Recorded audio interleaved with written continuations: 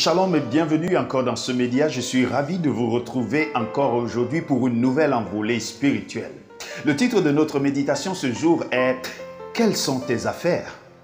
Hier, je vous ai parlé de ce prophète qui avait refusé d'obéir à la volonté de Dieu. Eh bien, ce même prophète, alors que Dieu l'avait envoyé à Ninive, qui se trouvait à l'est du pays, il décida de désobéir à Dieu et d'aller à l'ouest, carrément à l'opposé de la destination qui lui avait été donnée par Dieu. Cependant, ayant pris la mer, Dieu souffla la mer et la tempête se leva sur cette mer. Ils étaient menacés de mourir, tous ceux qui étaient dans ce bateau. Alors ils tirèrent au sort et se rendirent compte que leur poisse, leur problème avait pour cause la présence d'un homme de Dieu désobéissant à son Dieu. Nous sommes dans le livre de Jonas, chapitre 1, le verset 8. Alors ils lui dirent, « Dis-nous, qui nous attire ce malheur? Quelles sont tes affaires et d'où viens-tu? Quel est ton pays et de quel peuple es-tu? » Waouh! Vous ne pourrez jamais fuir loin de la face de Dieu.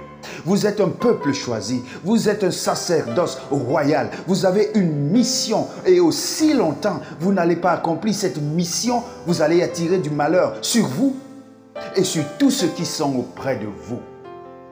En tant que chrétiens, le Seigneur nous a donné cette mission d'apporter la paix, la réconciliation, l'amour entre les frères. Aussi longtemps que nous serons à l'opposé de cette mission, il ne nous sera fait aucun cadeau. La tempête s'élèvera, les tribulations nous poursuivront, les persécutions seront avec nous tous les jours, jusqu'à ce que nous fassions la volonté de Dieu. Finalement, il fut jeté loin de la barque et la paix revint.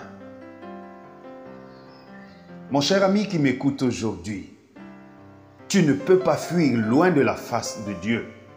Tu devras accomplir la mission qui est la tienne et tu devras rendre compte. Alors, au lieu d'essayer de fuir, il serait préférable qu'en ce jour, tu puisses accomplir la volonté de Dieu.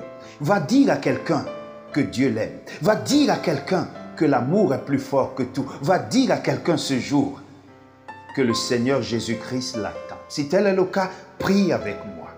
Notre Dieu, notre Père, alors que tu nous envoies tels des prophètes, tels des messagers annoncer ta parole, donne-nous le courage d'y aller contre vents et marées, afin que un puisse être sauvé et que tous puissent te donner gloire au nom de Jésus-Christ. Amen.